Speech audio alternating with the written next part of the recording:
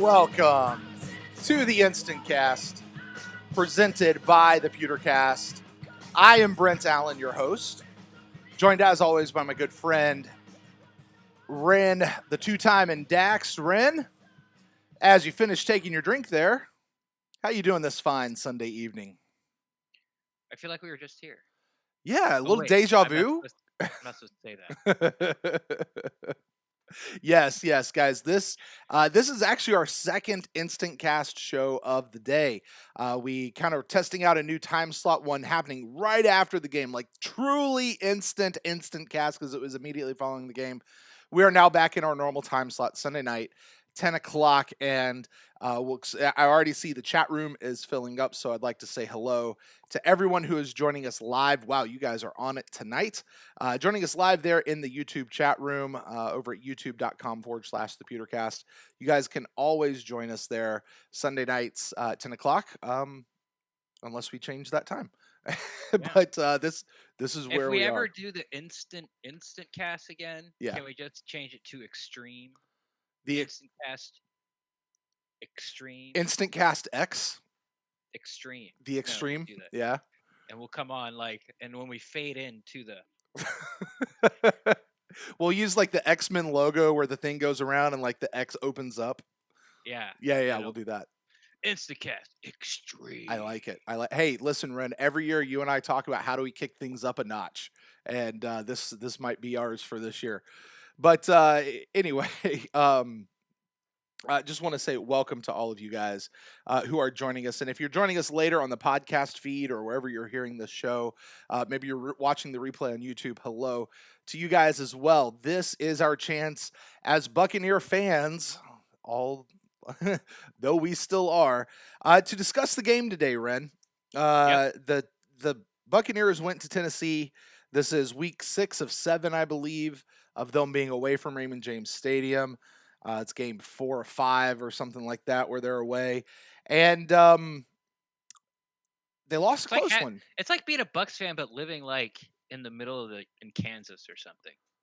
What do you mean by Because that? Oh, Because since because I they're live gone. so Yeah, close to the stadium, yeah, and you have tickets and mm-hmm. I can go whenever I Yeah, want, it's like so it doesn't really matter if you live in Kansas, they're home or away. right. It's you know, I just feel I feel like back to the blackout days, when no one was going to the stadium, and if you wanted to watch on TV, you had to go to Orlando. Like Mm-hmm. the team was right across the bridge, but they were so bad, like nobody wanted to go, and you couldn't even watch them. I don't know why I Yeah, brought that up. yeah. I So how's it feel to be an out of market fan there, Ren? This is don't know. something that a lot of our listeners live every single week, and I have for a very long time. So, but yeah, that's definitely it.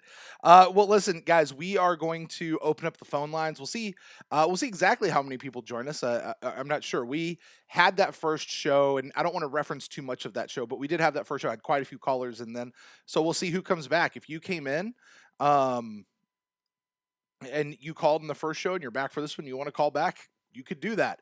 If you missed the first show and you want to call in on this one, you can do that as well. If you called in on the first one and you're not listening to this one, you can send us an email with more thoughts. So that's one way to do it. But Ren, this is, like I said, this is us really getting to sit down and talk about this game, 27-23. So many reasons why we can go through this, but I will give you a chance. We're going to open up the phone lines here in just a moment. We'll let people call in, but before we do that, Ren, I always start this off with your thoughts on today's game. You know, we were jobbed. Yeah.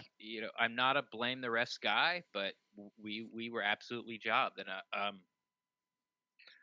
you know, after the game, and I thought about it, I thought that touchdown would have won it and tied the game, but it would have put us in the lead. You're talking about the one that The fake field goal yeah, fumble where he got yep, jobbed, yep. and then also where Carlton Davis got called for the DPI that wasn't DPI. The pass was uncatchable by the receiver. He Mm-hmm. flopped, Mm-hmm. and they ended up getting a field goal. I think out of that drive. So Yep. those were two really big game-changing plays, or two calls that changed the outcome of the game. Right. Um, Now, yes, you can make the argument, blah blah blah, like you should have never let it come to that, but it did. Mhm. You know, Eh, like I don't y like to play the alternate timeline game yeah, yeah. until it gets to like halfway through the fourth, five Mhm. minutes in the fourth. Then that absolutely does change it, Yeah. and that fumble by by their holder, yeah, it was a game changer for the Buccaneers. That's an argument I think that I have said. I think it's actually even after the 49ers game, if you remember when Matt Gay missed that last second field goal or something, and the response was, well, it never should have been that close, or it never should have gotten to that point. The thing is, this is football. That's how football gets played. And I did have a chance to go back and watch Bruce Arians' press conference, Hmm. and I thought he brought up a really good point. He's like, most of whatever happens in the first quarter, whether you get up or you get down or whatever, that can be overcome throughout the rest of the game. So, Right. and That's why he, you should defer. uh, there you go. Another point on that one. Do you know? I don't know. Did they win the toss today? I know they No, took the ball no, first. They they lost, lost and Tennessee deferred. deferred, as you would, and a lot of people would say they should. Hmm. So, Yeah, um, but yeah, you can overcome that, and that idea of never should have come to it, it just doesn't fly with me. It's just the way football is, you know. yeah. It Um, never should have come to it. Okay, but it did, uh huh. and you didn't. You didn't execute. Yeah. Like, it wasn't Yep. hard. And I was thinking about this too. I know you mentioned the press conference, so I'll get to that real quick, Mm-hmm. but right after this. But since the Bucks are not very good, Mm-hmm. you know, so we don't get the top-notch NFL crews. Like those Mm-hmm. guys are saved for like the national games, the Thursday Right. night games, Right. the Monday night games. Right. We don't get the same guys all the time, but Right. we don't get the upper echelon guys. And we're playing Tennessee. Uh huh. So we were pretty bottom of the barrel this Oh, week. who? And I'm what I'm sorry. Just to further that point, Oh who yeah, were these guys on the call? you did not like Matt Millen, did you? Well, okay, one, actually, by the end of the game, I kind of enjoyed him because he probably talked more actual, like, X's and O's, like, "Okay, this is what they were trying to do, here's where they were going." Like, he was talking people through. I don't know that it was a very enjoyable listen as a form of entertainment for 3.5 hours, but as a student of football, like, I personally enjoyed it, but the call wasn't good, and, like, I Matt Millen, I guess he used to play in the NFL. I think he was a Bear or He used something. he was a Raider. A Raider? Oh, Uh, okay. yeah, he was playing the NFL for a long time. I think he also played for the 49ers, won some Super Bowls with them. Yeah. And He's then probably some he famous was guy, and I'm making myself look like an NFL asshat for not knowing who he is right now. Yeah, yeah, you are. Okay, And then cool. he was the GM for Detroit who picked like a wide receiver in the first round like 3 years in a row and was like their GM when they went 0-16. Oh, Like okay. and was, kind of regarded as like this was a huge mistake and you're one of the worst GMs of all time. Apparently he's a great guy, knows a lot of knowledge, everyone likes him. Uh-huh. He just wasn't cut out to be a GM. What I didn't like about it was Okay. this Jeffrey Simmons play-by-play scene we were getting from him. Uh-huh. Jeffrey Simmons was a guy who probably should have been a top 5 pick, blew his knee out during, Mhm. getting ready for the combine, slid down to Tennessee. They took him. It was his first game last week, played a couple plays, but it was like, oh, Jeffrey Simmons is out this play. Oh, Jeffrey Simmons is back in. Oh, Jeffrey Simmons is tired. Oh, Jeffrey Simmons almost made that tackle. Oh, Jeffrey Simmons missed that tackle because he's tired. Oh, there was a sack, but Jeffrey Simmons was in the picture. He was giving me a play by play of Jeffrey Simmons like through that first quarter, and I was upset about it. I'm like, Right. and if they talked about affecting the quarterback one more time, because that was one of his keys to the game. Sure. Every time the quarterback, affect the quarterback. They affected the quarterback. Everyone affected the quarterback. Like they must have said the words affected the quarterback, and I Mhm. counted 1,000,003 times. I'm impressed, Ren. I'm impressed you stuck with it. Facts. Extreme facts. Extreme facts. Yeah, so but anyway, my Oh, point being, still sorry. with this calling crew and the refs crew that you were bringing up, Mhm. we're not exactly getting their A plus department No, we don't get for production. Romo and Yeah, Aikman and those guys. But right. uh, back to the press conferences. Mhm. Uh, I felt better after watching them because they were both pissed. Yeah, They were just yeah, straight up pissed. And this is a yeah. story Wait, you I'm like to sorry, tell. was Jameis worth watching? Because I didn't watch him. Because I've had to stop watching Jameis because it's just, I gotta do better. It's on me. Everybody else played their lights off. It's on me. Like, No, it wasn't quite that. okay, He did mumble something as he got off, something about I'm always competitive. Like it was. I didn't really catch it, but he's walking all away and right. he's like mumbling under his breath, like you mother effers or something. But he was pissed. Arians was pissed. Uh, and Yeah, yeah. like the Arians was story you pissed. you like to reference a lot is how Sapp and Brooks are on the road to a hotel room. They're watching ESPN and they're calling them the Yucks and how Uh huh. bad they are. And they looked at each other like, this shit ends now. Yeah, You yeah. know, You need Mike an Evans in the yeah, locker room, like said, I'm tired of effing losing. yeah. You know, like I hope this is their, That shit this ends shit now. ends now type of comment Yeah. because even Shaq Barrett alluded to it. Like we've been talking for weeks about Hmm. giving up big plays. We got to limit these big plays, but we still haven't done it. Yep. And it's like, well, welcome to the, second millennium Buccaneers, bro. Like, Hmm. you know, we've been hearing this since Gerald McCoy got drafted. Yeah. About we got to do this, we're going to do this, I'm going to do this, and it's just empty promises. Hmm. And hopefully the players have finally figured out that what they're doing isn't enough. So if you think you're doing enough in film work, you're not. Hmm. If you think you're doing enough preparation, you're not. If you think you're eating right enough, guess what? You're not. If you think that, you know, blocking your guy 98% of the time, it's not enough.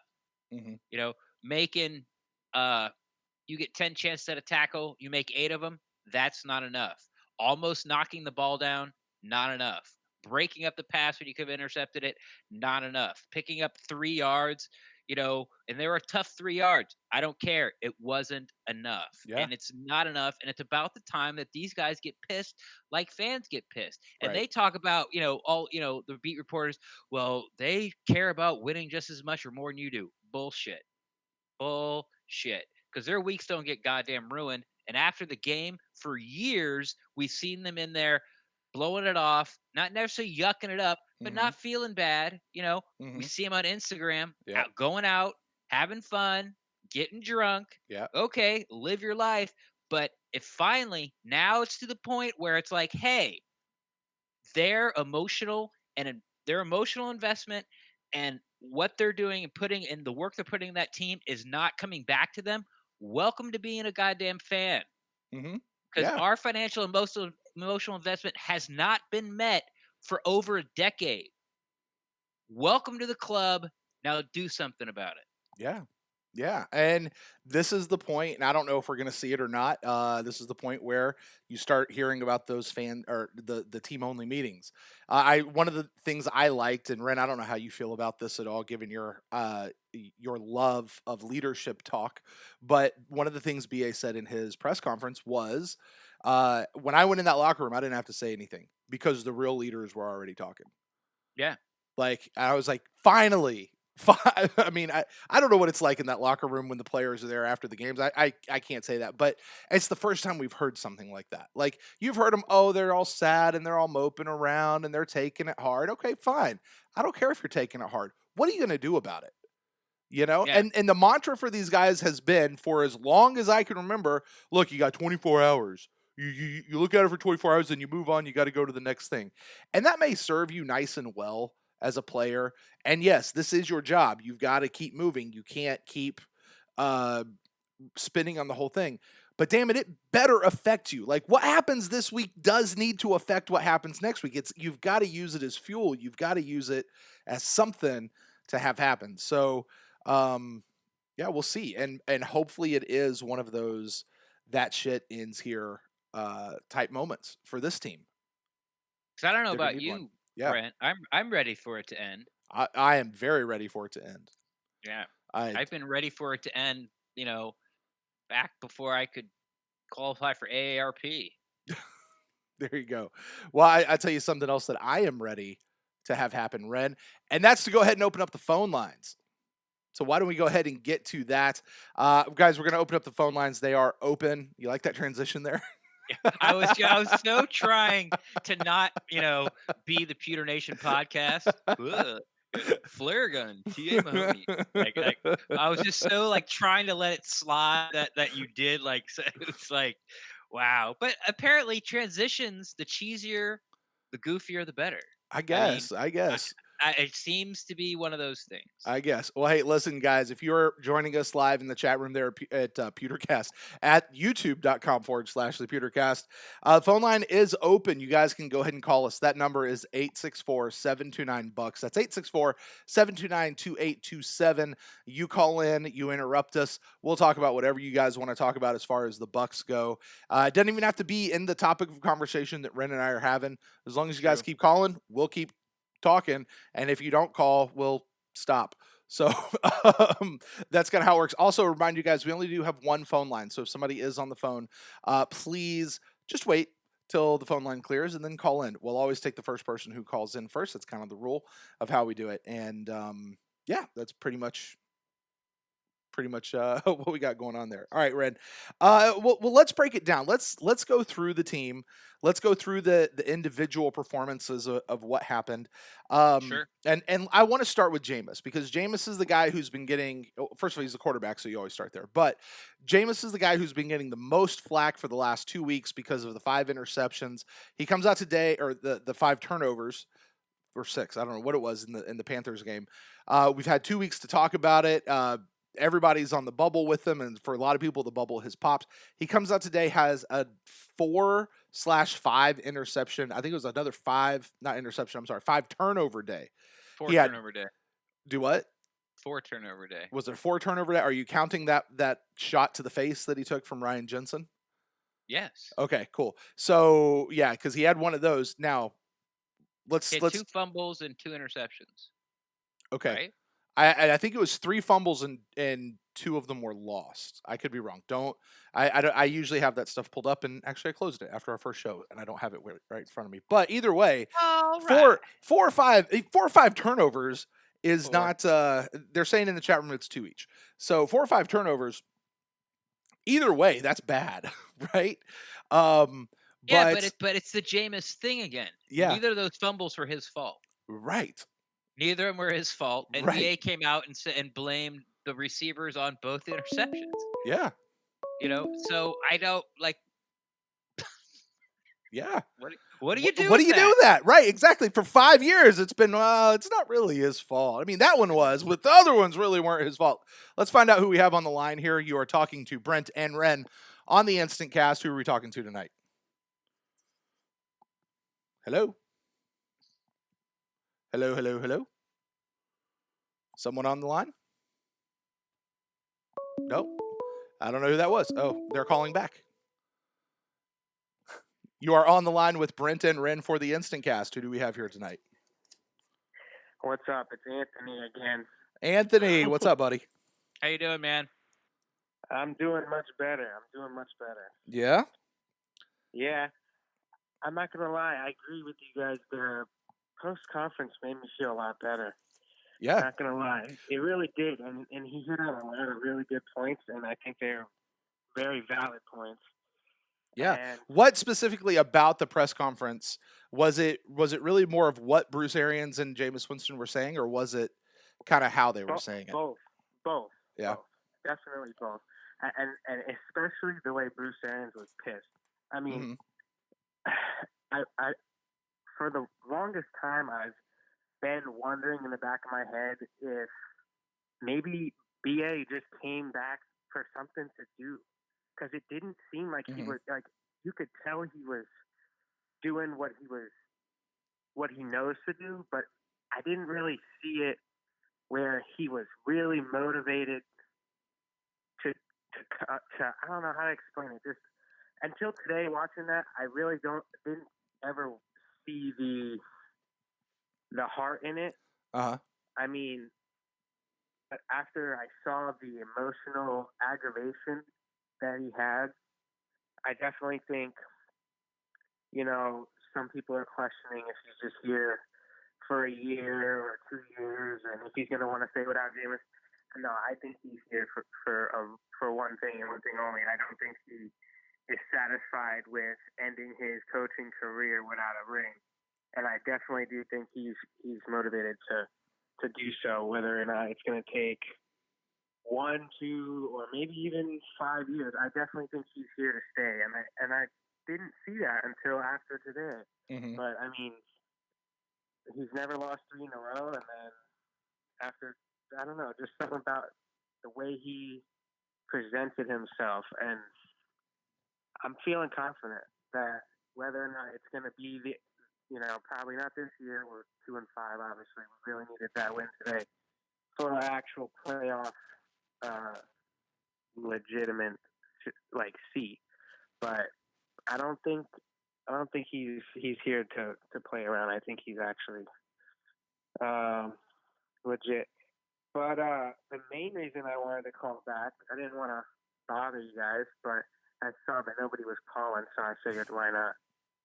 I have to go Thanks, back Anthony. to what I said earlier and take what I said back. I sat there and I said, why are they not putting Rojo in? Why? I take it back because you know what? We've been sitting here blaming coaches and coaching staff for how long now? I mean, for how long have we been saying that? At what point do we have to make the players accountable? I mean, I don't care who it is. It was a 1-yard play. I don't care what the play is, who called the play, what formation they called it in. I don't care. It's 1 yard. You are an NFL running back. I promise you there was probably 5 free agent running backs watching that play that would have put a little more effort into it, would have done a little bit more something. I mean, it's 1 yard. At what point do we need to start holding some of these players accountable? It's not going to always be the play calling. It's not going to always be the coaching. I mean, it's got to the point where, I don't know, man. I'm tired of blaming the coaches, and I don't see these players really having, the heart, like you were just saying, Ren. I don't see it. And it's about time we start either getting rid of these guys that aren't in it for what everyone else is, or I don't know what we need to do, but it just, I don't understand. I don't know. I'm not. I might just I'm be not going to talking go like ahead an and. idiot. I might honestly sound like the dumbest guy right now. And maybe I am. I might just be an idiot talking like this because I'm a Bucs fan. So who knows? But there's got to be some truth to something, right? Yeah. Can you hear me? Now I can. I haven't heard you. Okay. Yeah. Okay. So You can. far. I was just making sure. Yeah. No, it's no big deal. I'm not really going to blame that play call on Peyton Barber. Honestly, it was Ryan Jensen. He got no push. The guy stood him up and then just shed him. Like he brought Jensen down to his knees and then shed him and met Peyton Barber in the hole. The only thing you could probably say that was wrong with Peyton Barber is he shouldn't have got the ball. It should have gone to Rojo, who has shown that Yeah. he's just as powerful as Peyton Barber, but he also showed it in this game that he double bounced it to the outside, then bounced it back on the inside when sort of the offensive line broke down on one of the runs. It just gives you more options. But again, you're absolutely right. It's Yeah, one I yard. agree. You want to blame Barber, you want to blame Marpet, you want to blame Jensen, you blame anybody you want. It's just that they made a play and we didn't. And it was one, and Jameis said it in his press conference, and it was 2 yards, but Jameis like it's 2 yards for the ball game. That's what it was. Right. It was 4th down. You make it, you still get a chance to win. You don't, game's over. And game was over. So Well, it I really just actually wasn't. We still had a chance, but yes, I totally agree with you. I definitely do agree with you on that. But we yeah. did have So another 50 seconds at one point. that's true. That's true. But we're just getting to the point where like you're running out of excuses. You're running out of Yes. ways to sort of like, you know, give these guys another chance. And it's just it's Yep. coming down to the point where it's like I think the coaching is better because of all the improvements you've seen at certain positions. Mm-hmm. Kappa, Absolutely. Rojo, the defense in general has played better. It looks like after the bye week, at least the cornerbacks were in the Yep. in the picture when guys caught the ball. There were some pass breakups. I'm still not happy about the Charlton Davis. Like I think the NFL has something against him. Anytime this guy breathes on somebody, he gets a penalty. I'm serious. I'm not serious, but I'm serious. Like no, I think I he's being know, unfairly I treated. agree. They moved Hargraves in the nickel, which we haven't talked about yet. I thought he did well inside the nickel. At least he was right there. But it's just time for these guys to actually make a play that matters. And Yeah. it's just like we totally outplayed Tennessee, except we Oh, gave them the ball. Except we gave them the ball. 1st and 10 one time and 1st and 6 one time. Like that's where yep. their drive started. Like we win that. They only scored one touchdown. Happened to go 90 yards, when we didn't, and people say it's like, "Oh, we need the defense to stand up there." Well, okay, maybe they stood up there, but what if they gave a touchdown the drive before? It's Yeah. not fair to the Not to defense, mention the but 2 PI calls on that drive. That's 40 yards right there. One of them yeah, was pretty much a gimme. I mean, I I feel like it's always something. It is always something. And what it is, it's the basic stuff. It's like how can two receivers or happen three times because it looked like even Godwin on the interception that the safety dropped, it looks like Godwin ran the wrong route there. Like Yeah. how can this still be happening? Like how is the defense in the first two series that the Titans had the ball jump off sides three times? Three Yeah. times the first two times they had the ball. Like, how is there false starts? Like, why is Watford still playing? Like, why is Perryman still on the team? Like, hey, bright Oh, spot. he'll be cut I tomorrow. Perryman's I, gone tomorrow. I like TJ Logan as a punt returner. Hey, listen. Hey, he got something, didn't he? He did more. Hey, Yeah. Anthony, I'm going to tell you what. I've got a couple people trying to call in, so I'm going to go ahead and let you go. We'll clear the line. Sounds good. But Go thanks Bucs, for calling guys. in. Yeah, man. We'll talk to you on a future week. All right. Yes, sir. All right. Phone Go line Bucs, is Anthony. phone line's open if you guys want to call in 864-729-BUCKS 864-729-2827. Ren, you know what I think actually happens sometimes is there are people that are like at work or different things. They actually can't tune in. They just know that we're going right now, so they just call in. Much like this guy right here. I think I know who this might be. You are on the line with Brent and Ren for the Instant Cast. Who do we have here tonight? It's the infamous Brian from Memphis. Brian from Memphis. What's up, Brian? Welcome to the show, buddy. Hey, it's been a minute. Yeah, buddy. It has been a minute.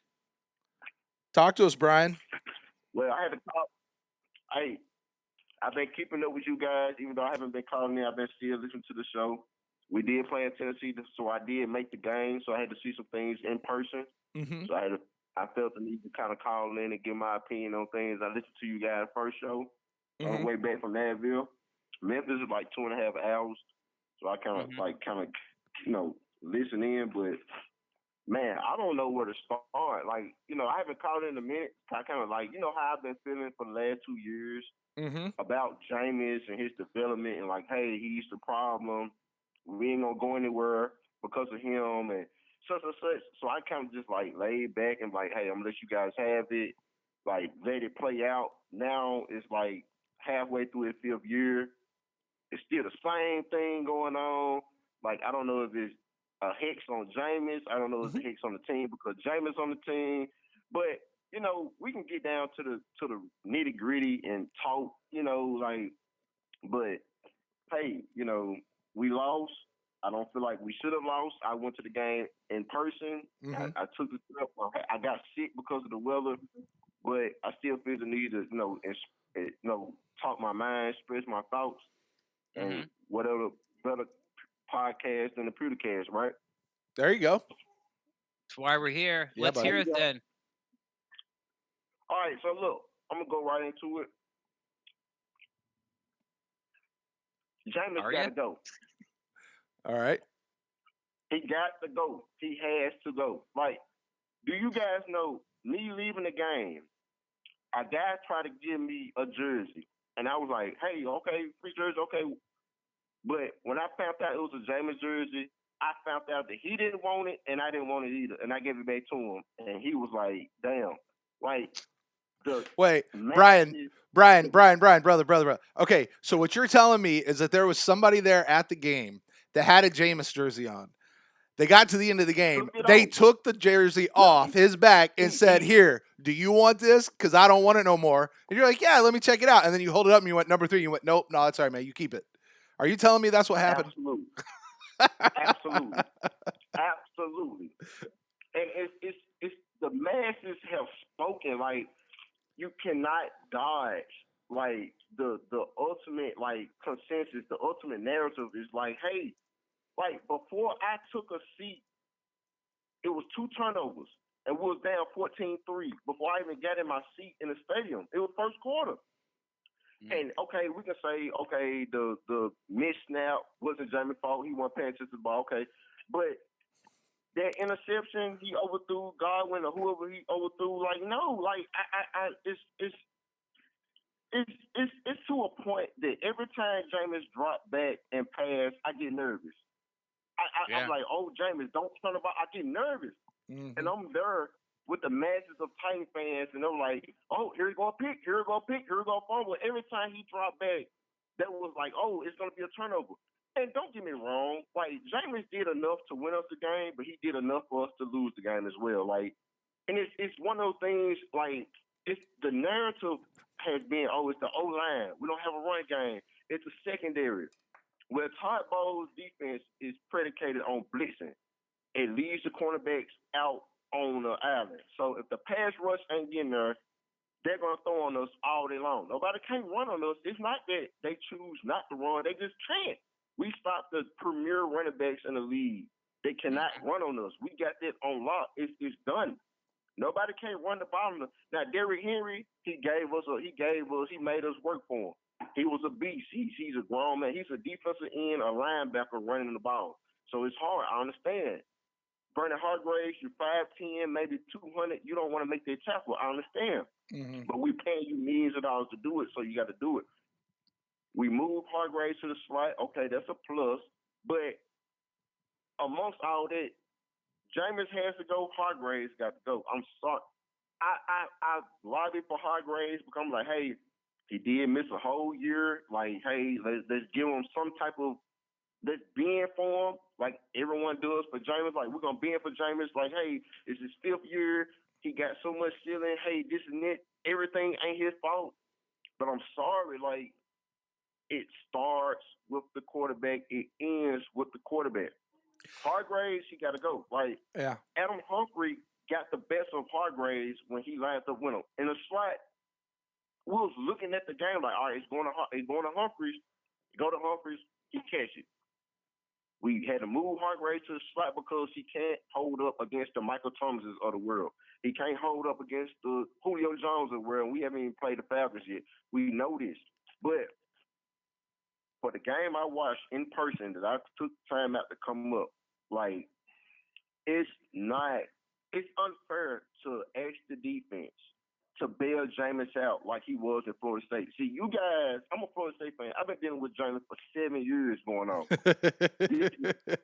So it's the same thing. I don't know who listens to this podcast, who will listen to this podcast. Fellow Florida State fans will agree. Like, it's the same thing. Like, the Jameis saving grace was he had a Jalen Ramsey. He had a Derwin James. He had a LaMarcus Joyner. He had a Telvin Smith. He had these first rounders out on the defense that, he can turn the ball over at an alarming rate, whether it's his fault or not, but it left out your hand. But you got a defense that's better than anybody else we played, and we're going to win the game. That was going to get you a Heisman. That's what's going to get you a national championship. You in the league, you can't do that. You cannot dig us in a hole and then play Superman Jameis and get us out. Like, I'm sorry. Like, even the London game, first play of the game, pick, short field goal. 2 turnovers. This game start off short field. It result in 2 touchdowns, which ultimately put us behind the 8 ball the entire game. The defense only gave up 13 points, so they showed up. Despite Hargraves, they showed up. JPP came in, got a sack. Shea Barrett got a sack. Carl Nassib is if it was a stack for almost sacks in the league, Carl Nassib would be top at the list. Hey, he got one though. He got one today though. Carl Nassib? Yeah, he actually got one today. All three of them But did. I'm saying in general, like Yeah. Carnell is the almost guy. Like he brings the pressure. Mm-hmm. But I say all that to say this. Like this wasn't the defense. It wasn't the O line. Everybody say, oh, the O line. Well, when they blitz, it's only 5 guys. BA went on record and saying, hey, we're not holding a tight end to block because if we hold a tight end, then he don't have no one to throw to. Mm-hmm. The decision making of Jameis Winston is holding us back. Jameis Winston was seeing ghosts for the most part. Like like the first pick he threw was a clean pocket. I don't know if BA come out and say, hey, it was a receiver fault because he's not gonna throw Jameis on the bus because he came out of retirement to coach Jameis. Like it'll be asinine to come out and say, hey, this was Jameis' fault. This was Jameis' fault. Oh, Jameis didn't do this right. Or look, we will continue to be an 8-8 team or 2-5 team currently right now or 6 and whatever the case is. Mm-hmm. We have to make a change. You telling me if we get a top 10 pick in this draft, tell me we don't go quarterback. Brian, I'm going to stop you there because first of all, you've definitely made your point, and I know you've been holding this in, brother, because you called us for a while, like every week, like Jameis got to go, and you stopped. So you've been holding this in. We might disagree on where all the fault is to blame, but I will tell you one thing.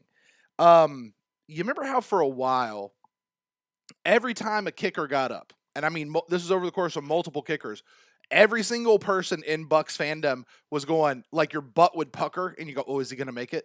Oh, is he going to make it? I feel that way almost every time Jameis drops back to throw the ball, whether it's his fault or not. Is it going to be an interception? Is it going to get tipped? Is somebody going to get around and knock it out of his hand? Is he going to run with it? Is he going to throw it? Is he not going to like I found myself in today's game, and I don't know if I'm the only one who felt like that, but it's like every time I was just like, what's going to happen when he has the ball? And Ren, you made a perfect reference, I think, earlier about when Ryan Fitzpatrick came in last year, or I'm sorry, 2 years ago when Jameis got hurt. Yeah, it was just nice and calm. Like, okay, he Now, got it. now that's Fitzpatrick. I'm not saying Fitzpatrick's a great quarterback. I'm not, okay? But there was a difference in just a feel in the air, and I don't know how to explain it other than just this that does not exist when Jameis Winston is under center. And if we feel that in the stands, you got to wonder if they feel it on the field. Let me ask you this. Yeah. If we feel like this as fans, every time Jameis brought back, we have this anxiety like, Yep. Jameis, please do right with the ball. Do not throw a pick. Do not fumble. Like, regardless. Imagine the teammates. Imagine the O-line, like the pressure, like, I cannot. No matter if we playing against a Von Miller, we haven't played against Von Miller, but no matter if we play against this top DN or this linebacker that's going to rush Jonathan Smith all day long, going to rush Dotson all day long. Mm-hmm. Imagine the pressure, the anxiety they have in the huddle, like, oh, it's a pass play. Damn, I cannot let this guy beat us because I don't know if Johnny's going to make the right decision to get the ball away or he's going to tuck it and run. Or imagine how they feel. Like, we as fans, I watched this live in person, and I was with Titan fans, and they were just like, oh, he's going to turn the ball over. We're going to get the ball back. I'm sorry. Like, they had no faith. The coach for the Titans went for 4th and 1 on a fake punt because he didn't give a damn about the offense scoring. He's like, okay, we're going to go for it because I do not trust you all to run the ball back down the field and score. You cannot have that as a franchise quarterback, the anxiety. If the anxiety is present every time this guy drops back, it's 5 years. Are you willing to pay Jameis $20+ million to give us the same result that he's been giving us now? No. If we're gonna be picking in the top 10, Jameis, you'll win a Super Bowl one day, but you're gonna be on the bench to win it. You ain't gonna win it as a starting quarterback. Yeah. But for now, we cannot keep investing in a guy that we treating him and we babying him like if Jameis was a 3rd or 4th round pick, okay, hey, this is a guy he's a project, we still trying to bring him along. He was the first player that was picked in the draft. that because of all the accolades he had in college, the learning curve should not be this big for a guy, and we cannot keep pointing the finger at everyone else about why he can't. Jameis do not make anyone better. Mm-hmm. Ask me, would Mike Evans still have a 1,000-yard season with any quarterback back there? Yes. Would Chris Godwin have the season he's having with any quarterback there? Yes. Like, he has the weapons. Like, Yep. I don't get it. Like, Yeah, Brian, I tell you what, buddy, I'm going to cut you off there because I get it, man. I 100% get it. I've got a couple other people that are lining up wanting to call in, so I'm going to let you go so we get them to call in as well. But go I mean, yeah, go Bucks, Brian. And hey, listen, please call us back, okay? We'll talk to you later, all right? All right. Brian's right though. Like he used to call us and he would bang on Winston and we would defend him and defend him and defend him. And, I never really got a chance to say anything because Brian's a talker. I was going to, and it's gotten to this point where like, I'm done defending Jameis. Like I believe what I believe. I still want him to stay. I hope he stays. I still think he can do this. I still think he can be that. But if you as a Bucs fan don't feel that way, I don't have any ammunition. Like I don't want to get an argument about it. Like because from now I can't point to stats. Now it's just a gut feeling. It's almost like logic says you're right. You want to get rid of him? Logic says you're right. Yeah, and as a fan, my heart doesn't want it to happen, and I don't want it to happen yet. Yeah, well, you said for a while this might be the last quarterback that you see for the Tampa Bay Buccaneers in your life. We'll see if that comes to fruition. Let's talk to whoever we have on the line here. You're on with Brent and Ren. Who do we have here now? What's up, guys? This is David from Clearwater. What's up, David from Clearwater? How you doing, buddy? Oh, I'm hanging in there. Yeah. Yeah, you sound like it. You all right, buddy? I'm still pretty sad. Yeah.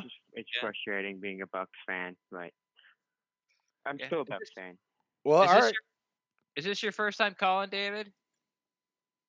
This is my first time calling. Yes, I've been listening to your pod. I actually just started listening this year, but I definitely think this is the best Bucs pod I've heard because Brent comes in with some hot takes, and then Brent adds just like a nice little balance to it. And then sometimes it's the other way around too. But you guys definitely know your stuff, and I really like it. I appreciate it. It's nice of you to say. Well, since you've been listening to us this year, you know the deal. First time caller. How'd you become a Bucs fan? I'm actually born and raised in Clearwater here. My whole family's from New England, so we're all Patriot fans by default. But I actually took up being a Bucs fan myself. I become a bigger Bucs fan every year. I don't know why, because nothing ever changes. But we can all relate. We can all relate, brother. We really can. All right. Well, David, talk to us about this game today. Talk to us about what you saw, how you feeling, what you're thinking coming off this game, 27-23. I actually was only able to catch the second half of the game and the NFL app because I was traveling. But I'm going to speak on what I saw. And on a 4th and 2 in the fourth quarter, why? I mean, I'm not in the business of questioning the coaching staff because they obviously know way more about football than I do. But why are we not sending out our best back? I don't know. I can tell you what they were thinking because Peyton Barber is their inside running power back. At least he was. That was the idea at the beginning of the season. From what I've seen from Rojo this year, it's just I can't believe how much he's improved and how much he's taken it upon himself to get better. And I just feel like he has better vision. He can definitely live up to the power that Peyton has, and his feet are better. I agree with everything you say, David. You asked why, I told you why. I didn't say it was a good reason. Right, I hear that. I mean, at the end of the day, yeah, it's 2 yards. Peyton should be able to get 2 yards, but it's like, when they ran out there for that, I was like, why is 25 out there? And I like Peyton. I think he gets the job for what he does. He gets his job done. But it's just in that scenario, like when the game's on the line, I think we need to send out our best back, and I think our best back is clearly Rojo. It's not even up for debate. Well, a lot of fans would definitely agree with you on that, David. The staff, for whatever reason, doesn't. Like, they still seem to be going back and forth between this, hey, let's start with Rojo and then let's bring in, let's start with Peyton and then let's bring in Rojo and let's ride the hot hand. But very rarely this season have we ever seen one have a hot hand, so to speak. Like, yeah, we'll see Rojo kind of get in there for a little bit, and then they stop and they go to Dare, and then they bring Peyton back, and you're like, no, wait a minute, what's going on? And I get it. There's this running back by committee thing in the NFL these days. And we've been watching football long enough. We remember when, your team had a running back, and that guy was in for 3 downs, sometimes 4. And that was your guy every single play. And they busted through and they did what they had to do. And I don't know. Today's NFL, I guess that's the best I got on that. I feel like it goes back to the coaching staff. They're literally just trying to outsmart the opponent, and they're outsmarting themselves. And that's when they said in the beginning of the season they're going to ride the hot hand. They're not doing that. Like you said, Peyton will go out there and run the ball down their throats, and then they'll throw Rojo in there, and he'll do okay. And then Rojo will come in there and run the ball down their throats, and then they'll put Peyton in. Yeah, I'm with you. It's almost like, especially the last few games, which you can say like the Bucs got behind so early, either being Jameis with turnovers or the defense, not being able to keep the other team off the scoreboard, however you want to put it. It's the past couple of games they haven't had a chance to sort of use the run game as a weapon or a clock eater, because they had to get down the field quick and put points up, because you only get so many possessions per game, and if you're down by 3 scores, you gotta try to score quickly. But today's game, like it was close enough the whole time where they could have gone to the run game, and it just doesn't feel like either one gets enough carries to become the hot guy. There you go. Yeah. It's Yeah. like, there you go. it's like, and can, kind of what Brian talked about, how does the offensive feel, the line feels, they're like, oh my God, it's a pass play. Jesus. Like if one of us screws up a little bit, it's going to be a pick or a turnover. I kind of feel that way with like Rojo or Barber. It's like, if they get the ball and they don't get 5 or more yards, it's like, okay, I'm getting pulled out. Like, it's like they have 2 or 3 carries to have this breakout play, and if they don't, they're not going to touch the ball for another quarter and a half. Right. Yeah. It's just not good for the mentality at all. You're right. Yeah, we'll see. I also want to touch on.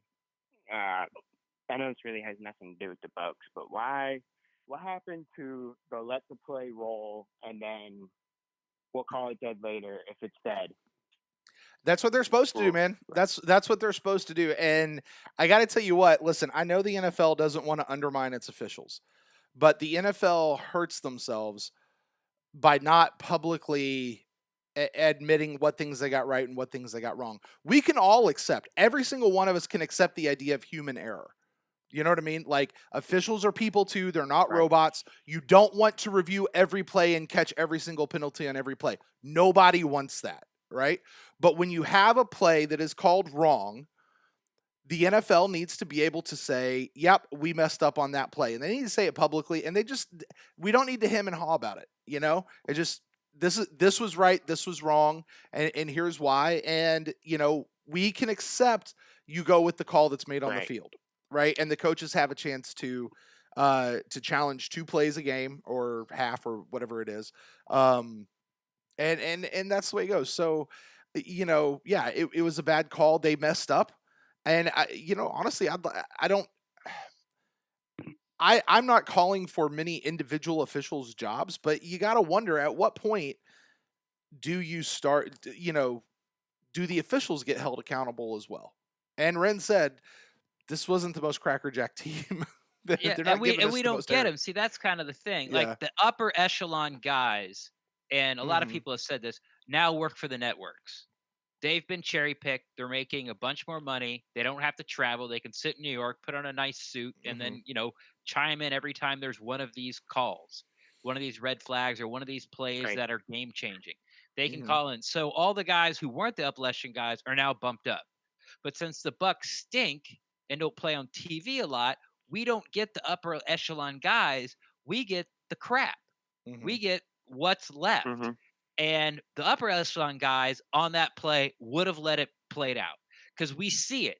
Because that's what happens. We watch these games at 4 o'clock, or we watch the Thursday night game or Sunday, Monday night game.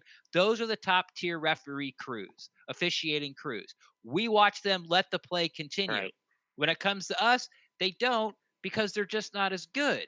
They're making these type of mistakes. It happened to us in the Saints game. Yeah, okay, it's not a fumble. Oh yeah, it is a fumble. Oh, but you guys didn't recover it, so we're giving it to the Saints. Oh, but this one actually probably cost the Bucs the game. They were in the end zone. The game flow, 100%. That could be a touchdown. Game could be completely It different. It was a touchdown. Yeah, it There was. is no it could be. It was. And by the way, this isn't the first time this call has happened to the Buccaneers this season. Yeah. This is like the third time we've seen this call or something like it, where they've blown a play dead or whatever. And, I don't know what internally a coach can do outside of, hey, like I think we heard Cutter used to say, yeah, you can send up like 10 or 15 plays for review to get clarification on from the league in the middle of the week or something like that. But I mean, at some point you've got to be able to file a grievance, or you've got to be able to hold the officials accountable for what they're doing. So public flogging. There you go. Put them in the what do you call that? The stockades. The stocks? Yeah. Let's put them in that and go throw Rotten Tomatoes at them. Hey, David, I'm going to go ahead and clear the sign. We'll let you go, and we'll let somebody else call in tonight. But please make sure you join us for a future show and call back in, man. It's always great to hear new people. All right. Thanks so much, David. Good. I'm going to talk about Devin White next time. Let's do it. Yeah, they're right on top of one another, Ren. You are on the line with Brent and Ren for the InstantCast. Who do we have here tonight? Yo, this is Harry from Arizona. What's going on, Harry? How's it going, guys? We're good. Harry, is this your first time calling? No, I actually called after the Bruce Arians signing. Oh, okay. Fantastic. Cool. But that was the only time. So yeah. So you're spared. So what's up, man? What do you want to talk about? I didn't catch that. What'd you say? I just said you're spared. You're spared of having to tell us why you're a Bucs fan, because you already have. So what's on your mind, man? Fair enough. The biggest thing I wanted to talk about is the Bucs do not know how to play with a lead. It seems like in the rare situations when we do get a lead, the play calling is so conservative. The linemen don't block well, and it just, I don't know. It's such a losing culture. That's just the best way I can put it. Yeah. I thought it seemed that the Bucs had their two worst drives, at least production-wise, is when after they got the lead. It was their first 3 and out, and then we were on their side of the 50, and it was like 4th and 1. And there's a lot of chatter on Twitter, and I'm sure on Facebook too, about, hey, if the Bucs are a good team and have this killer instinct, you go for it there, you make it, and even if you just kick a field goal or go in for the score, like game's over. But they punted it, and that's when Tennessee went on their 90-yard drive to take the lead. So I think there's some truth to that. It's not something I've really looked at because, like you said, it's so rare that we are in the lead for some reason.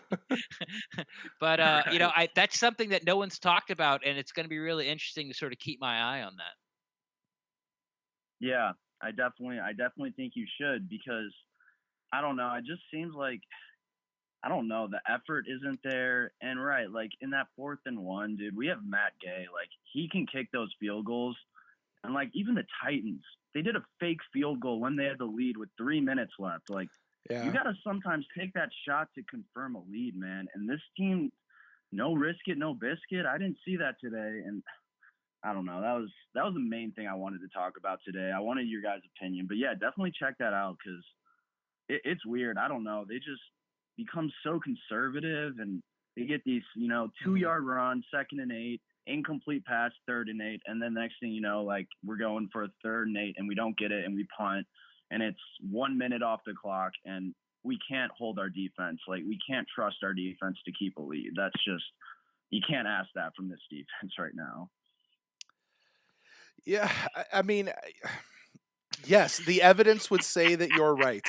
I mean, again, you look at the defense really today only. I think Ren said they only gave up like 13 points or something. But I mean, Brian said or that, Brian not said me. that. Somebody, I mean, when you look at what they actually allowed versus what came in off turnovers with short field situations and stuff, which I mean, it's 50-50. On some level, your defense has to step up during big crunch times, and we've seen this defense step in and shut down a ball that the other team received off of a turnover. And then we've seen them just let the other team walk right into the end zone, as we did twice tonight, coming off that. But I mean, man, let me ask you, Harry. When you talk about play calling, because I hear the idea of play calling, bad play calling, play calling. The play calling sucks. Even people right now are saying Jameis is fine, the defense is okay, these guys, whatever. It's the play calling that's the issue, and we've heard this for lots of years under Dirk Cutter. When you say play calling, what are you looking at to determine what the play is or what the play call was?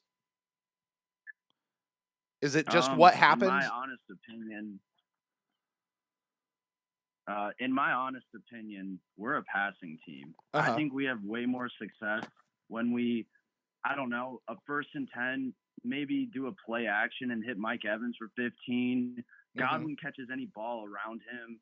I mean, Cameron Brate's pretty reliable. I like us more when we pass, but I understand that there needs to be a balance. I'm not like too upset with the play calling. It's just, I don't know. It's just the lead. I don't know. It's weird to explain, but yeah. I do want to say I don't think the defense played terrible today. I definitely don't want to put it all on the defense, but it's like once the defense has one of their better games, we have all these penalties and then all these turnovers, like the 2 that they got on 1st and goal, 2 possessions there. It's just, I don't know. We outplayed them today, in my opinion. We outplayed them, and it was just so unfortunate to just, it was a tough game, man. There have been multiple games this season alone where you go down the sheet and you go down the line and the Buccaneers outplayed the other team in every single category except for probably turnovers and the score.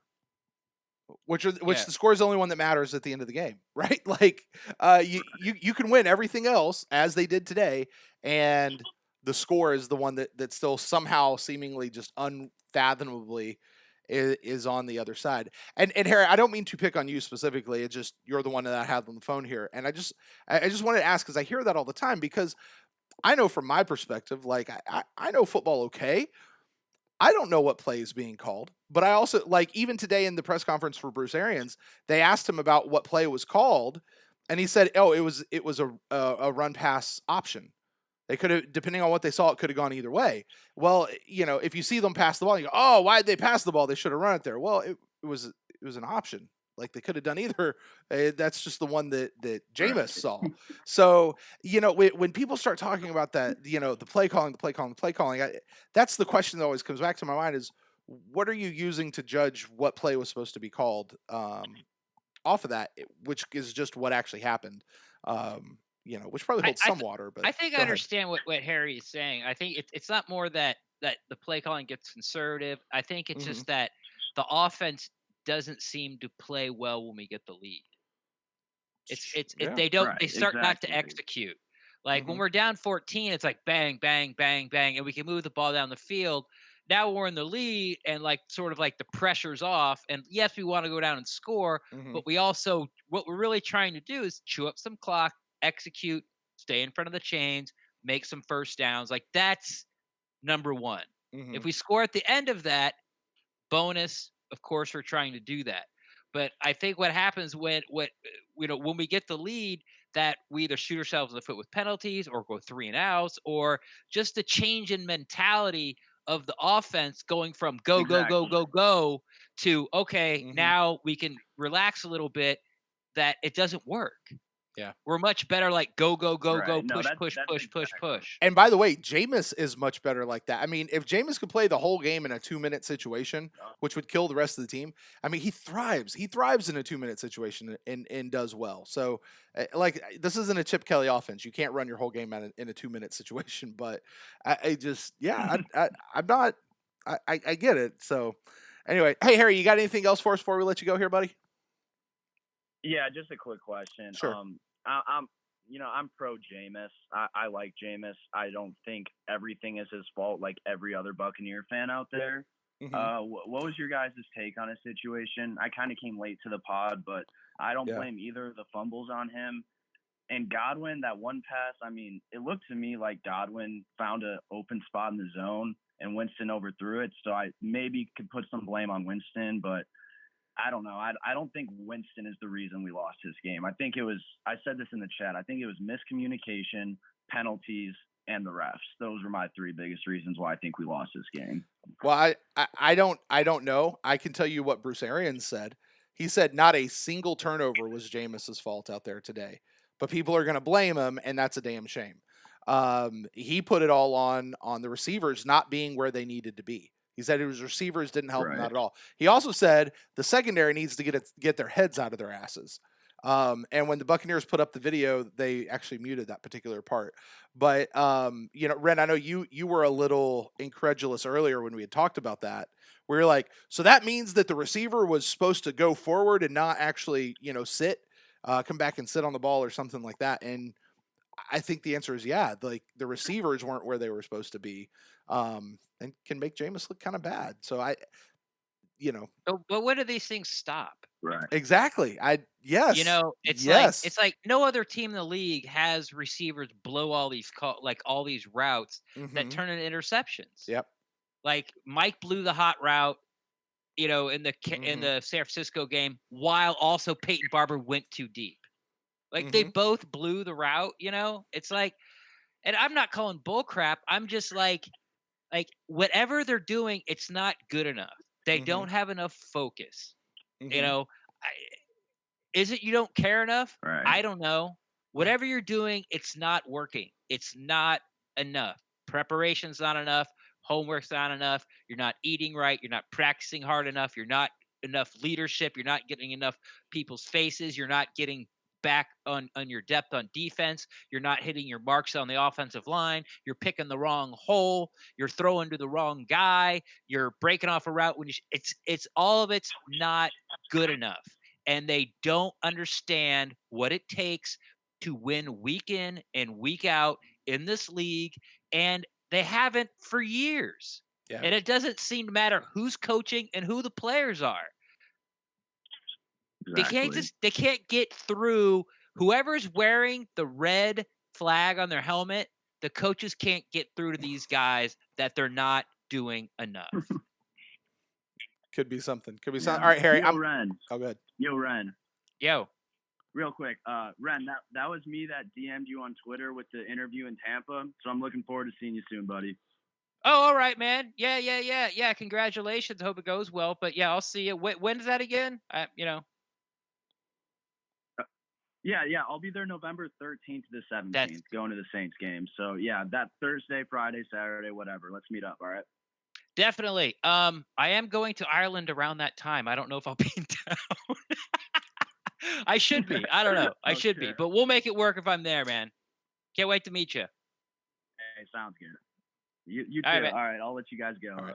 See you, Thanks. man. Thanks, Take care. Harry. And if you too would like to set up a date with Ren, go out and grab a drink or something, you can do that. Email us to ren@thepewtercast.com. Don't do that. All right, Ren. Yeah, he's got an interview down here. No, that's cool, for man. a job. Hey, come on. And yeah, he's like, "Hey, man, I want to sit down, and talk Bucs football, have some beers." I said, well, "Okay." Listen, Harry, I will tell you, buddy. Having gone on a trip to Arizona and then come back, humidity is an amazing thing. It is so amazing because what y'all got going on out there is just bad. So, hey, listen, this very well may be our last phone call tonight, but let's find out who's on with us. You are on with Brent and Ren for the Instant Cast. Who do we got here tonight? It's Chris from VA again. Chris, what's up, buddy? Hey, not much. I just wanted to long time no talk. After the game. I kind of threw some of my thoughts out in the chat, but I know under the last few years under Cutter's offense, sometimes they would open the game with Jameis doing a hurry up offense, getting the ball out quick.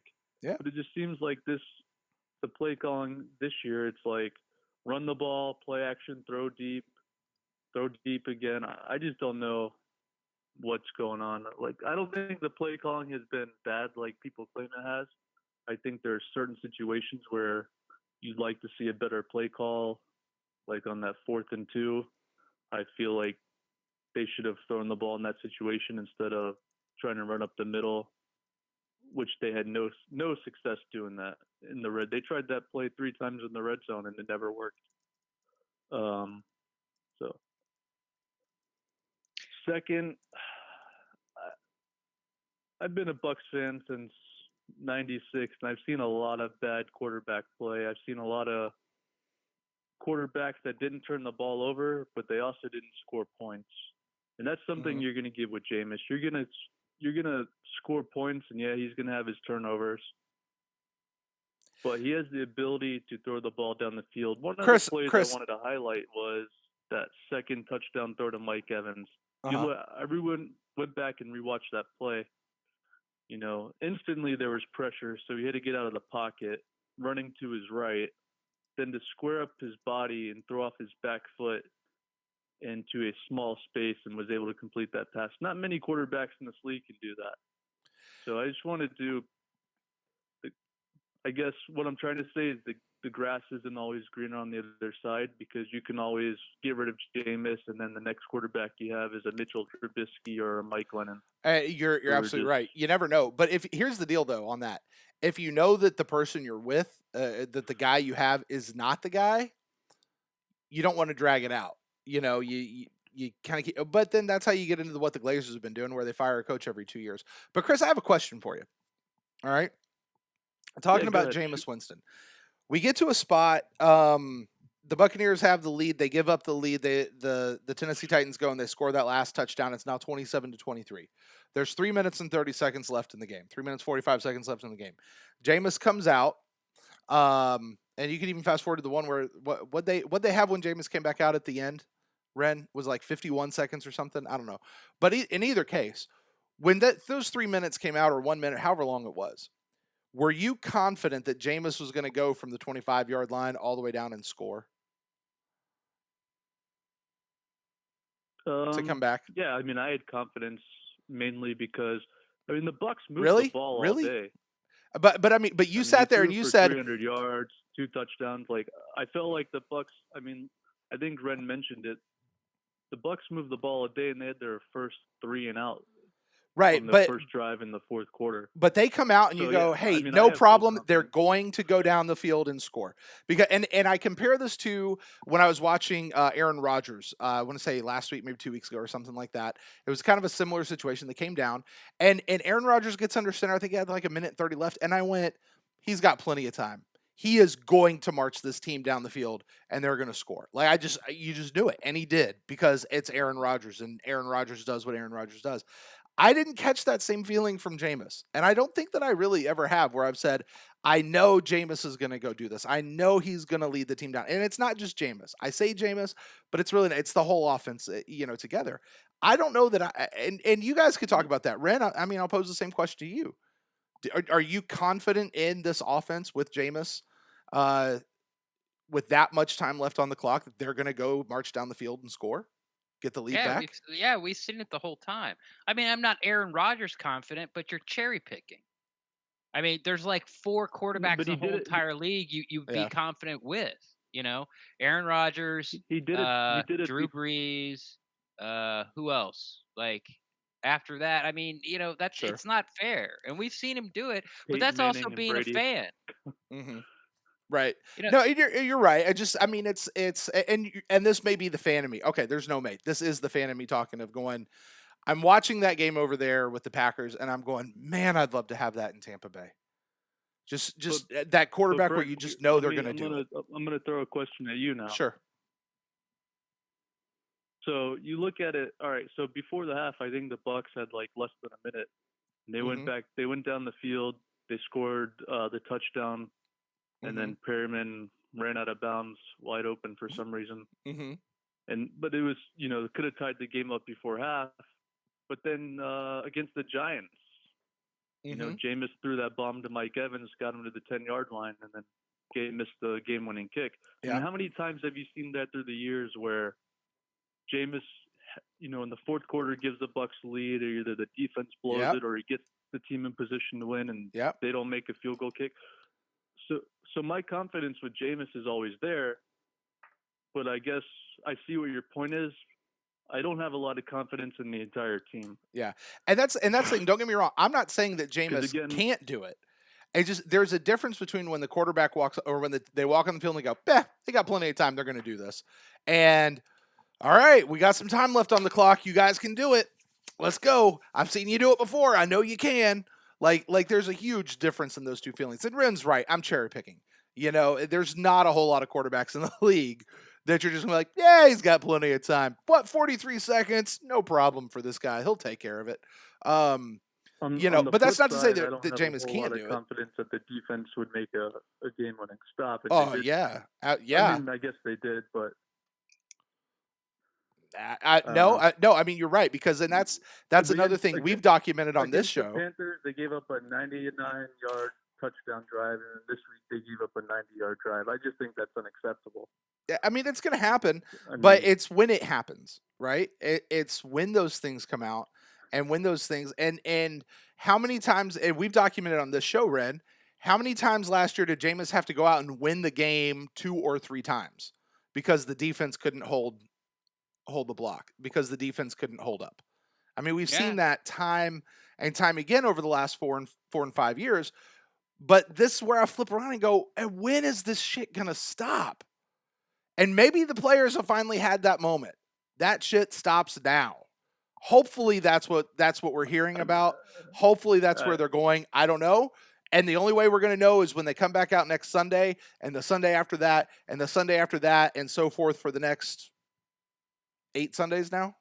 9 weeks. 9 Sundays now? And until they do it and put it out on the field and show us, and, Ren declared season's over, and he's probably right. But, I mean, if they can go out and run it, I mean, he's right. Oh, I agree. I have no doubts. But, I mean, there's the what if. There is that 4.7% chance that they could do something. But, given the NFC and what's going on, Ren's right. It's just not going to happen. But, even if they don't make the playoffs and they still run it, I mean, my God, that'd be awesome.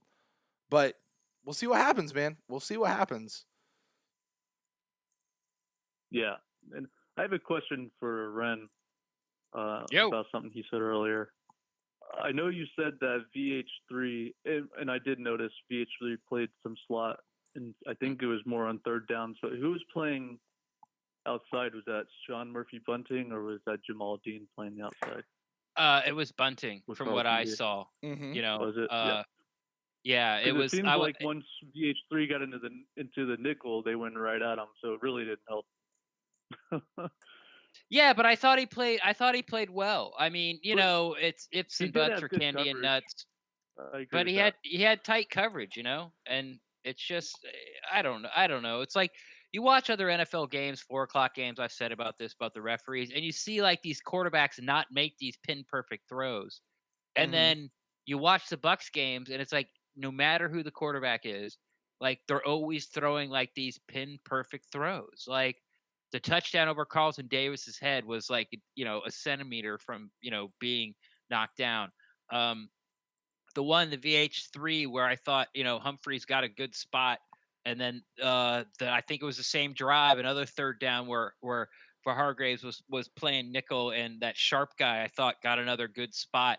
Like he was right there, and it had to be a perfect throw, and it was. And as Bucs fans, you it seems like game after game after game after game where you're like, hey, this is going to turn around. Like everyone can't throw this, these precise throw it through a keyhole throws, and then it happens week after week after week, and you're just like, you just throw your hands up and you're like, what? Like, what is there to do? Well, they're young and we gotta let them mature, and it's like, well, I mean, I'm running out of ways to stay positive for this team. They're making it really hard to be a fan. It was embarrassing, flat out embarrassing to be a fan after that Panthers game. It was embarrassing. And this game, the Bucs were better than they were, and they just gave it away. Like, it's the same. We've said it so many times. They found a way to lose. They found a way to lose. They're not. I don't care what they're doing. I don't care if they think what they're doing. I don't care if they're telling me that losing hurts more than it really. I don't care. I don't even want to hear from anyone anymore. Show me. Just show me, because I'm done. I am done. Yeah. Yeah. All right. I agree. And if you don't mind, if I can just touch on two more things. Sure. Go ahead, Chris. All right. So earlier this week, we heard Todd Bowles say, hey, there's about 4 or 5 plays that the secondary, needs to tighten up on, because that's what's really losing the games. And I thought today, they contested a lot of balls, but and then I go back, and when he makes his comments and you look at the game, he was right. I mean, on that last drive where they went and scored the go-ahead touchdown, I mean, is it just that much buck luck that Carlton Davis had probably his only 2 picks he'll have in his career get called for defensive pass interference on back-to-back plays? I hope it's not his only 2 picks in his career. I mean, one was probably a legit call. One was real ticky tack. And Ren, we talked earlier about the idea of whether or not Bruce should have wasted the timeout, knowing that they weren't going to call it. What he talked about in his press conference was he was asking them to call it based on the fact that the guy obviously flopped. And so maybe he thought he really could win it. He wasn't just making a statement. He really was thinking maybe they'd win it. He's got that Larry Rose guy. Talk about the flop. Make sure that they know the flop. And I had no issue with the challenge. Yeah, I mean, but the only problem is it's being a lost challenge. It lost us a timeout that would have come in real handy there at the end of the game. And you're not going to win it. Like, you're just not going to win. You're not. Yeah, like they have proven it. Bruce Arians won like his first 2. I think it was like the first 2 weeks of the season, and after that, they're not overturning them. No, it was preseason.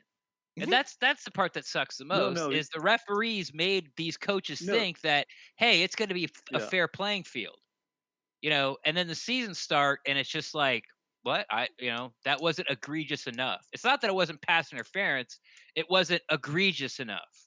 It wasn't bad enough for us to make our refs look bad. And it's just garbage. Yeah. But what I was saying is Bruce Arians, I know he won one against the Giants. I think O.J. Howard, where they hit his hand as he was trying to catch the ball, and I think he won one week 1 as well. He won his first 2 offensive pass interference challenges, and then after that, I don't think he's won one since. Well, they blacklisted him at NFL officiating headquarters. They said Bruce Arians doesn't get any more wins for the rest of the season, no matter what. That's probably I just don't. It just goes back to the consistency, Mm-hmm. I just don't think, because like you said, I don't really. I think Ren was talking about how you have lower level referees. In my opinion, you have to have the same standard across the board, no matter who's in charge of that, or who's calling those games. Well, that's everybody's you have to have opinion. The same standard. Mm-hmm. So if one crew is calling, hey, if the ball is fumbled, you let it play out, and then we review it and overturn it if we have to. It shouldn't be, well, this crew, because they're a lot less on the totem pole, I just don't buy it. Well, they I'm do not talk sure how about. the NFL fixes this, or Yeah, I mean they do. I think it was Bruce or somebody talked about during, I think, preseason or something. Part of their scouting department, or part of their like guys on staff, they actually scout the refs. They learn that, like, the tendencies, the reffing crews have different tendencies. This crew tends to call this a little bit more. This crew tends to call this a little bit more. This crew's a little more ticky tack with this particular play. This crew's a little more ticky tack with that particular play. This crew will let you talk to them. That crew, you better not talk to them at all, or they'll just gonna throw every single flag for you. So, I don't know. I don't know what the NFL does. Like I said my piece earlier about the refs and the officiating, that they need to be more transparent. They need to be more open and honest about it as a league. So, Chris, did you have one more thing, or can I go ahead and let you go, man? We've got some other places where we're going here. yeah, I'm good. All right, cool, man. I Thanks. appreciate it. Thanks so much for calling in, Chris. We'll talk to you on a future week. All right, buddy. All right. All right, bye. Thanks, Chris. All right, Ren. Yo. All right, so. Yeah, I don't know. I was gonna go someplace after that, and I completely forgot where I was gonna go. To be quite honest with you, well, I mean, my mind just went blank. To sort of Sorry. finish up with that call, like Chris said, he's not buying it, and I'm not sure he understood exactly what I was saying. Like, of course, it needs to be the same all across the board. Sure. I mean, every business everywhere, especially a chain where there's more than one, like we want the same exact experience you get in Tulsa, Sure. Oklahoma as you get in, Albany, New York, and it's never going to happen because of the human element. Like, Right. you can go to the same exact restaurant and order the same exact thing and have the food come out the same exact way, and you're going to like one experience better than the other because of who waits on you. Right. Like, you're going to like one of those waiter, waitresses, servers, persons better. Like, it's just going to happen. All I was saying was, I'm not saying that those guys like blew the whistle on purpose because we're a crappy referee team. I'm saying that they blew the whistle because they're a crappy referee team. Like, they didn't do it on purpose. It's they don't have enough experience, and it was a dumb call. Yeah. It was a panic move. You just let it play out. Like you said, it's a human element. They screwed up again for us, but these are the type, like, I have, it's like every time I read an article like, hey, here's a quick reaction after the game, officials. Like, every Bucks game, it seems to be like this. Like, that was one of the worst officiated. Why? And I've been trying to figure out why. Obviously Carlton Davis is not blacklisted by the NFL. Obviously the NFL doesn't want us to lose. Okay, that's you have to at least believe that. No, you're right. You're right. Just being facetious. Absolutely. Yeah, you're right. So it's we get crappy crews because we're a crappy team.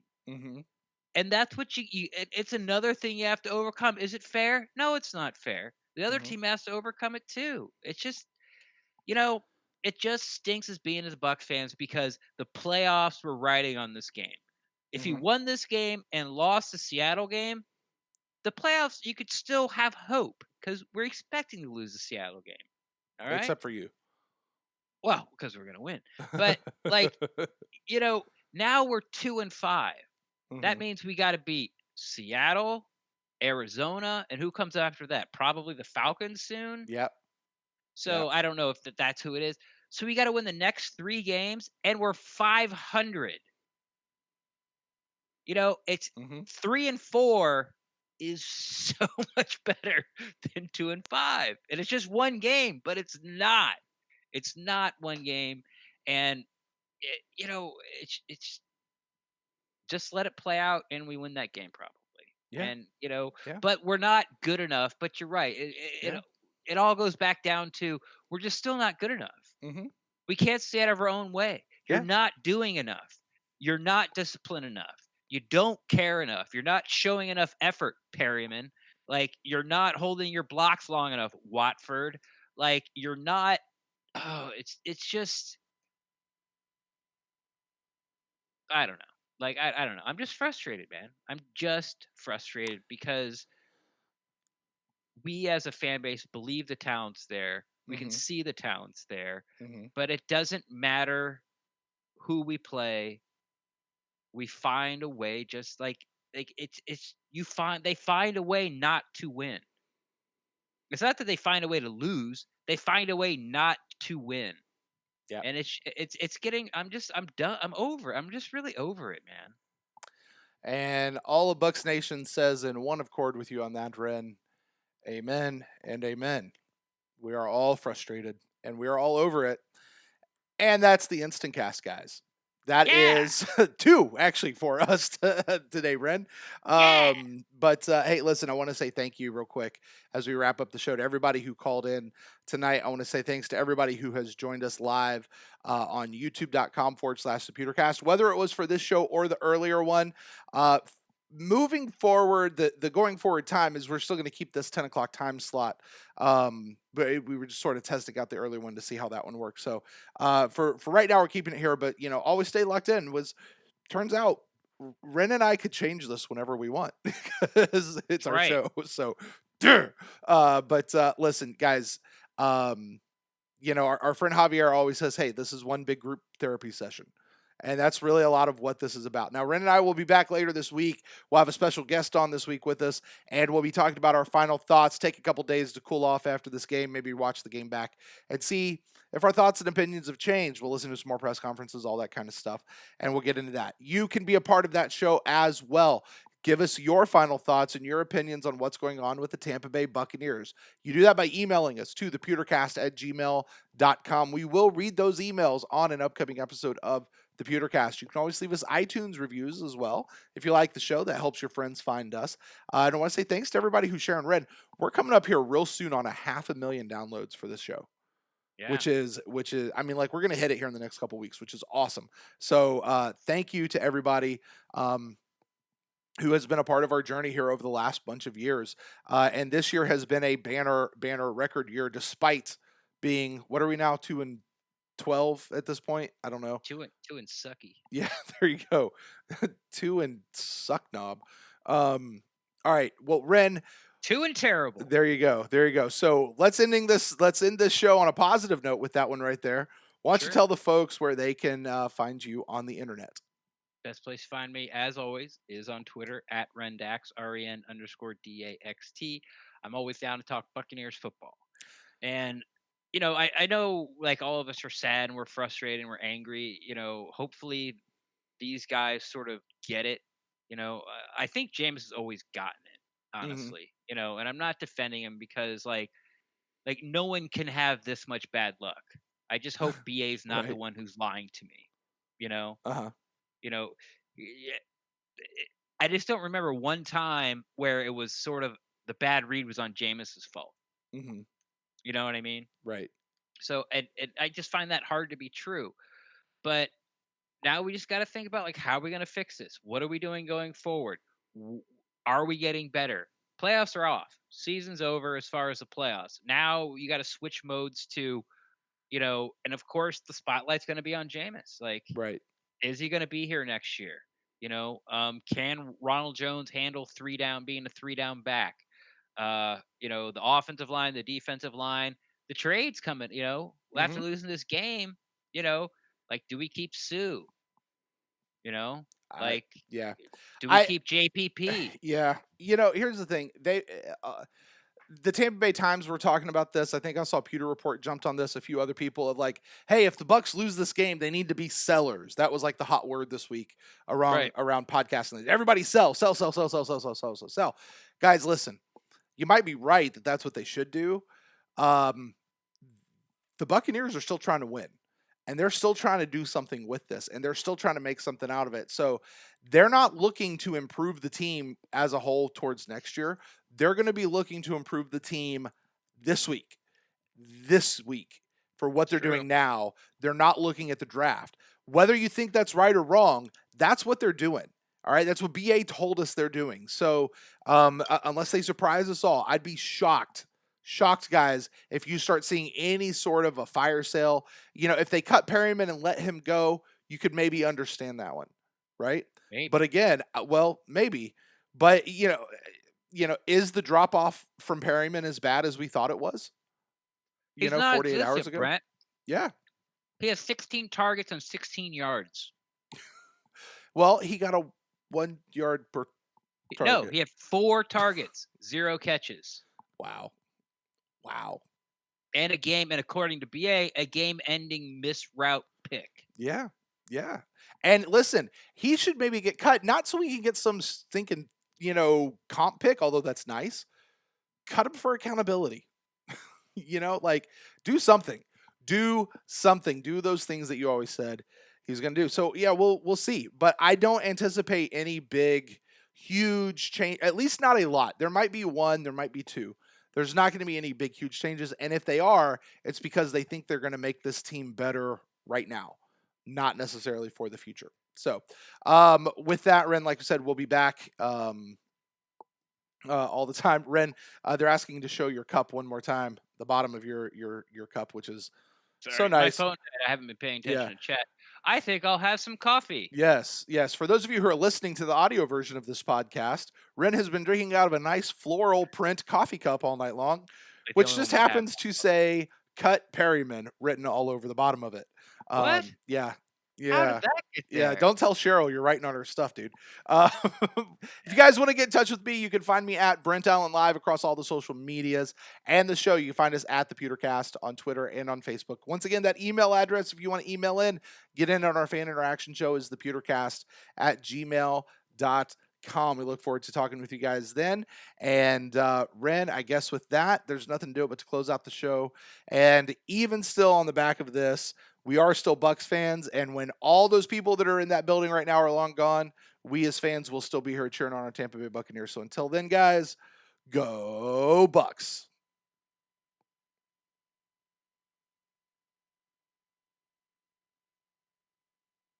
Are we clear?